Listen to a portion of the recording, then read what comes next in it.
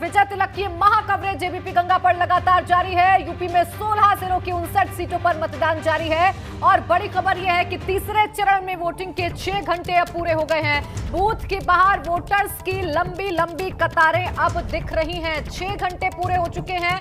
आपको बता दें सुबह 7 बजे से मतदान शुरू हुआ है और अब दोपहर के 1 बज चुके हैं, यानी 6 घंटे वोटिंग के पूरे हो चुके हैं और अब बूथ पर लंबी लंबी कतारें देखने को मिल रही हैं।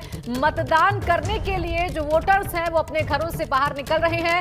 उत्तर प्रदेश की 16 जिलों की 59 सीटों पर मतदान हो रहा है और इस पर लगातार एबीपी गंगा हर एक सीट से आपको महत्वपूर्ण तस्वीरें दिखा रहा है, आपको बता रहा है कि आखिर मतदान आज किस तरीके से हो रहा है और मतदाताओं में कितना उत्साह है।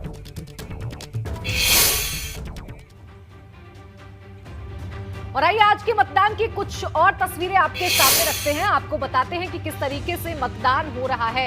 ये 4 तस्वीरें आपके सामने हैं। देखिए, ससुराल जाने से पहले फिरोजाबाद में जहां एक दुल्हन मतदान करने के लिए पहुंची, तो महोबा में भी विदाई से पहले दूल्हा अपनी दुल्हन के साथ वोटिंग करने के लिए पहुंचा। पोलिंग सेंटर पर बुजुर्ग भी पहुंच रहे हैं। इसके साथ ही साथ औरैया में लंबी लंबी जो कतारें हैं वो देखने को मिल रही हैं। आदर्श मतदान केंद्र वहां पर बनाए गए हैं। ये और 4 तस्वीरें आपके सामने हैं महोबा से, फिरोजाबाद से, जहां पर चुनाव के दौरान यानी कि मतदान के दौरान बुजुर्गों की जहां पर लाइन नजर आ रही है, तो वहीं ग्रामीण क्षेत्रों में भी बम्पर वोटिंग हो रही है। लंबी लंबी कतार देखने को मिल रही है। दिव्यांग वोटर्स ने भी मतदान किया है, तो वहीं अमेरिका से आकर भी मतदान किया है। हाथरस में एक महिला ने और जागरूक किया है। सीधा आपको फिरोजाबाद लिए चलेंगे, जहां पर मेरे सहयोगी अविनाश मौजूद है। उनसे हम जानेंगे कि आखिर किस तरीके की तस्वीरें अब देखने को मिल रही हैं। अविनाश, अब जब 6 घंटे बीत चुके हैं, दोपहर का 1 बज चुका है,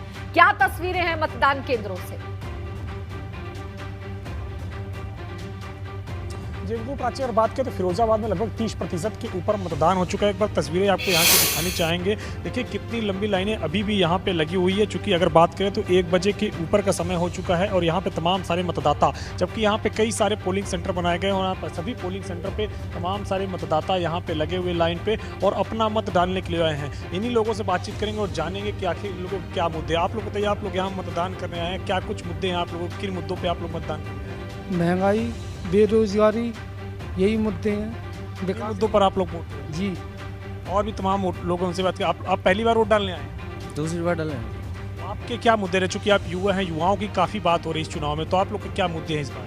कुछ महंगाई के ऊपर है, जो महंगाई और बेरोजगारी, जो रोजगारी मिले। कौन सी पढ़ाई की है आपने? पढ़ाई नहीं की। पढ़ाई नहीं की, फिर भी आपको रोजगार चाहिए? जी, मजदूरी वगैरह, फैक्ट्री वगैरह यहाँ पे कुछ हो तो ऐसा काम, मजदूरी तो मिलने लगे। कांच उद्योग से आप जुड़े हुए हैं? चूड़ी उद्योग से? जी, कांच उद्योग से, चूड़ी से। तो उस वक्त और भी लोग हैं। आप बताइए, आप भी पहली बार मतदान करने आए हैं? यस। आपके क्या मुद्दे हैं, किन मुद्दों पे आप मतदान करते हैं? साइकिल पे। पार्टी का नाम नहीं बताना है, आपके मुद्दे क्या हैं, आप लोगों के दिमाग में क्या चल रहा है कि किन मुद्दों को लेकर आप लोग यहाँ पे वोट डाल रहे हैं?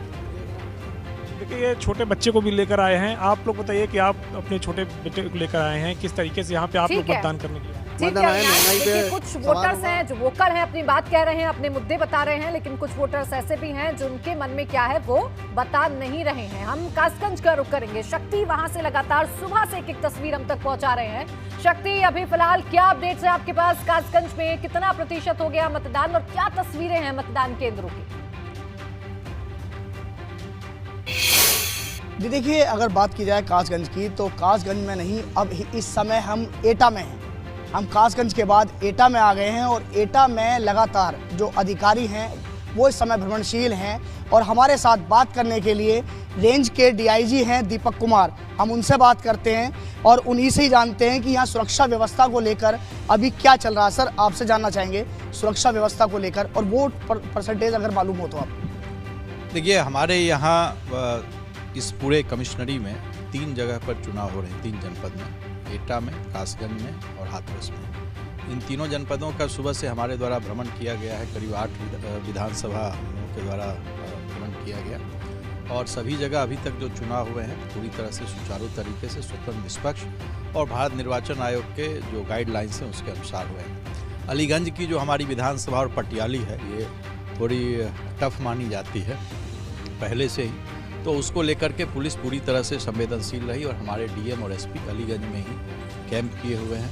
पटियाली में भी हमारे अधिकारी वहाँ पर कैंप किए हुए हैं ताकि जो भारत निर्वाचन आयोग का मानक है स्वतंत्र निष्पक्ष चुनाव का, उसको हम लोग करा सकें। 11 बजे तक की जो पोलिंग थी उसमें ओवरऑल 24% पोलिंग जो है हमारे इस पूरे रेंज के तीनों मंडल में हुई है और अभी तक कहीं भी किसी अप्रिय घटना की कोई सूचना नहीं मिली है। पुलिस सब जगह चाक चौबंद है और कहीं से किसी प्रकार की। सर अगर बात की जाए ईवीएम मशीन खराब होने की कई जगह से सूचनाएं मिल रही हैं और कई जगह लोग नाराज भी दिखे हैं। अगर ईवीएम की बात की जाए तो क्या कारण रहा सर? देखिए ये तो टेक्निकल स्नैगिंग, कुछ एक ईवीएम मशीन्स में तकनीकी खामियां हो जाती हैं, उसको सुबह सुबह सभी को दूर करा दिया गया। ऐसी कोई खामियां नहीं है कि उसको दूर नहीं किया जा सके। ये एक तकनीकी खामियां है और उसको ऑलरेडी दूर किया गया और सभी जगह चुनाव और ईवीएम की जहां पर गड़बड़ी हुई थी उसको ठीक करके सुचारू ढंग से शुरू करा दिया गया। सर अगर एटा की बात की जाए, कासगंज की बात की जाए, कितनी जगह संवेदनशील है, असंवेदनशील है, कितनी वो है अगर उस देखिए एटा बिल्कुल देखिए शक्ति प्रशासनिक अमले की तरफ से तमाम तैयारियां जो हैं वो मुस्तैद की गई थी ताकि शांतिपूर्ण तरीके से जो मतदान है उसे संपन्न कराया जाए। और जैसा कि आपने बताया कि आप एटा में मौजूद हैं, यहाँ पर शांतिपूर्ण मतदान की खबरें ही अभी तक सामने आ रही हैं। मैनपुरी का रुख कर लेंगे, नितिन उपाध्याय वहां से मौजूद है मेरे सहयोगी। नितिन, आपके पास क्या अपडेट है, क्या तस्वीरें हैं आपके पास? देखिए हमारे पास बहुत खूबसूरत तस्वीरें हैं। देखिए सखी मतदान केंद्र, यानी महिलाओं को किस तरह से एम्पावर किया जाए, किस तरह से उनको वोटिंग सेंटर्स तक पहुंचाया जाए, इसके लिए भी चुनाव आयोग ने एक विशेष पहल की है। देखिए मैं आपको दिखाना चाहता हूं, जो एनसीसी कैडेट्स हैं, विमेन कैडेट्स हैं, वो यहाँ इस सेंटर्स पर उनकी ड्यूटी लगाई गई है। तमाम जो महिलाएं पहुंच रही हैं, ग्रामीण इलाके में कहा जाए कई दफ़ा कई तरह की समस्याएं होती हैं, जागरूकता का अभाव रहता है, तो वो किस तरह से महिलाओं को असिस्ट किया जाए। तमाम जो महिलाएं हमारे साथ हैं, आपसे बात करते हैं। ये तमाम जो कहा जाए वोटर्स पहुंच रही हैं, महिलाएं पहुंच रही हैं, तो कैसे क्या रहता है, आप कैसे उनकी मदद करती हैं वोट का?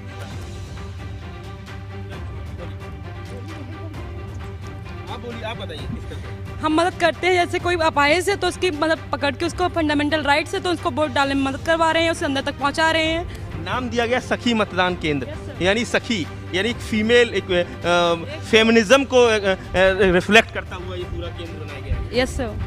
आप बताइए आप क्या कहना जैसे कि कोई फीमेल है, अगर वो नहीं चल पा रही है, वो वोटिंग मशीन के पास नहीं जा पा रही, तो हमारा ये अधिकार बनता है कि हम उनकी सहायता करें और उस वोटिंग मशीन के पास ले जाए और उन्हें सुबह से आप लोगों की ड्यूटी लगी है 7 बजे? हाँ, ये सुबह से सर हमारी ड्यूटी लगी हुई है। क्या लग रहा है कि जब आपका तो ये भी एक एक्सपीरियंस बड़ा काउंट होने वाला है। लोकतंत्र का महापर्व चल रहा है, एक आहुति, एक नया एक्सपीरियंस सीखने को मिल रहा है कि वोटिंग कैसे पड़ती है, क्योंकि हमारा एज 18 नहीं हुई है, तो देखने को मिल रहा है काफी। बिल्कुल देखिए लगातार तस्वीरें हम दिखा रहे हैं और खास बातचीत की है हमारे सहयोगी रतीश त्रिवेदी ने सीसामऊ से विधायक इरफान सोलंकी से।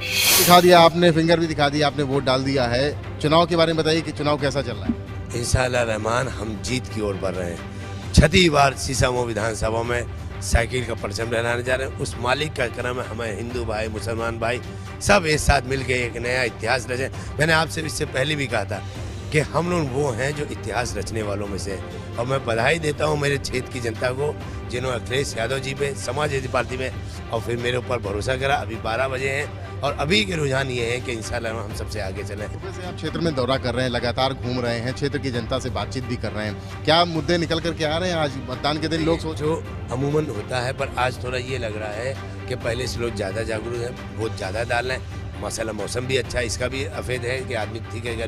पर जो पोलिंग बूथ है, बहुत जगह ये हुआ है जो हमें लगा सरकार के द्वारा यानी चुनाव आयोग के द्वारा बहुत जगह लाइटें नहीं हैं। कमरे तो हैं, कमरों में अंधेरापन है, लाइटें नहीं हैं, तो व्यवस्था करानी चाहिए थी।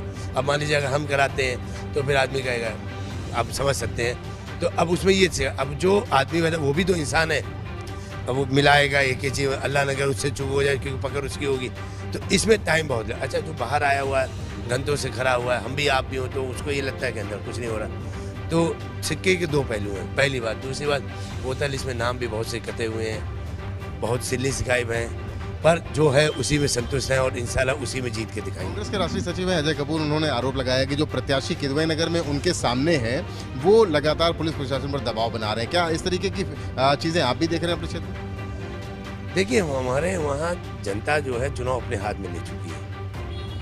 पुलिस कुछ भी कर ले, अब पानी में लाठी मारने से पानी अलग नहीं होगा। पुलिस की चलने वाली नहीं है और इंशाअल्लाह रहमान हम लोग जीतने जा रहे हैं, क्योंकि जो हमारे प्यार हिंदू भाइयों क्षेत्रों में मिल रहा है वो अद्भुत है।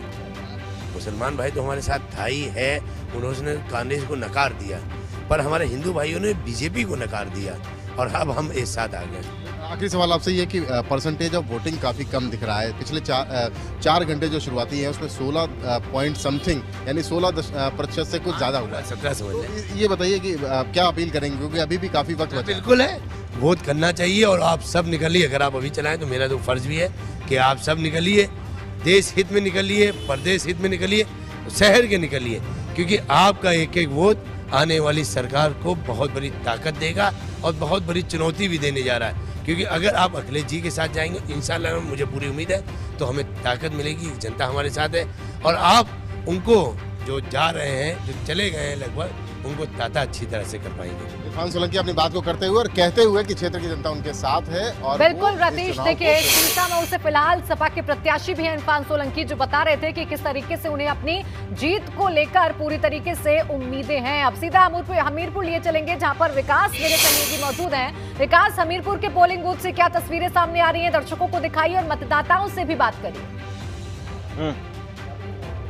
देखिए, बिल्कुल आपको बता देना चाहता हूं, अभी 1 बजे तक में 36% से ज़्यादा वोटिंग हो चुकी है। मेरे पीछे महिलाओं की संख्या आपको ज़्यादा देखने को मिलेगी पुरुषों की अपेक्षा, क्योंकि अगर बात की जाए कि 1 बज चुका है, घर की महिलाएं जो होती हैं काम करने के बाद में अब वोट करने के लिए लगातार बढ़ रही हैं, तो आप देख सकते हैं लंबी लाइन में लगी हुई है लगातार। यहाँ पे 4 बूथ बने हुए हैं, चारों में महिलाओं की संख्या ज़्यादा देखने को मिल रही है पुरुषों की अपेक्षा। हालांकि पुरुषों ने सुबह ज़्यादा वोट दिया, उसके बाद में अब महिलाओं का नंबर आ गया है, तो महिलाएं भी इस यज्ञ में बढ़ चढ़ कर आहुति दे रही हैं और कहीं ना कहीं ये आहुति इस सरकार को पूरा करेगी। इस सरकार को, बनने वाली सरकार के लिए जो विकास के मुद्दे हैं, जो उनकी सुरक्षा के मुद्दे हैं, उनके लिए भी बात करेंगे। क्या लगता है किस तरह की सरकार चुनना चाहेंगे आप? किस तरह की सरकार चुनना चाहते हैं? हम अखिलेश को चुनना चाहते हैं। नहीं, नाम नहीं लेना है, किस तरह की सरकार, क्या आपके मुद्दे हैं, किस मुद्दों को लेकर के आपको वोट? अरे हम सोचते हैं कि हम लोग बहुत पीड़ित रहे इस साल 5 साल से, हम अखिलेश को चाहते कि आ जाए। क्या मुद्दे लेकर के आप लोग वोट करने आए? अरे सबकी सुरक्षा करें देश की, वही हम चाहते हैं, बस और क्या करते हैं। देश की सुरक्षा बड़ा मुद्दा है, देश की सुरक्षा। क्या लगता है, क्या अम्मा सोच के आई हो वोट देने के लिए, कुछ मुद्दा है आपका, कुछ सोचा है? पता नहीं, हम तो जा रहे हैं, देखो ठीक मर्जी आएगी। ठीक है विकास, ठीक है। देखिए आप दिखा रहे हैं तस्वीरें जिसमें महिलाएं जो हैं वो बड़ी संख्या में इस वक्त मतदान केंद्र पर नजर आ रही हैं और उनकी ही कतारें पुरुषों की अपेक्षा ज्यादा लंबी नजर आ रही हैं। आप बने रहिए हमारे साथ, तीसरे चरण के लिए मतदान जारी है और आज जिन सबसे बड़े चेहरों पर निगाहें टिकी हुई थी उनकी तस्वीरें हम आपको दिखाते हैं। अखिलेश यादव अपनी पत्नी डिंपल यादव के संग सैफई में वोट डालने के लिए पहुंचे, उस वक्त की तस्वीरें हम आपको दिखा रहे हैं। देखिए ये तस्वीरें हैं अपने पैतृक गांव सैफई में अखिलेश यादव पहुंचे पत्नी डिंपल यादव के साथ और वहां पर उन्होंने अपना वोट कास्ट किया। अपने पूरे परिवार के साथ पहुंचे थे अखिलेश यादव, मुलायम सिंह यादव भी पहुंचे थे और मतदान किया सैफई के मतदान केंद्र पर जाकर, अपने पैतृक गांव पर जाकर, जिसकी तस्वीर इस वक्त आप अपने टेलीविजन स्क्रीन पर देख रहे हैं। हालांकि वोट कास्ट करने के बाद उन्होंने बीजेपी पर निशाना भी साधा था, लेकिन वोटर्स से भी अपील करते हुए नजर आए अखिलेश यादव और डिंपल यादव।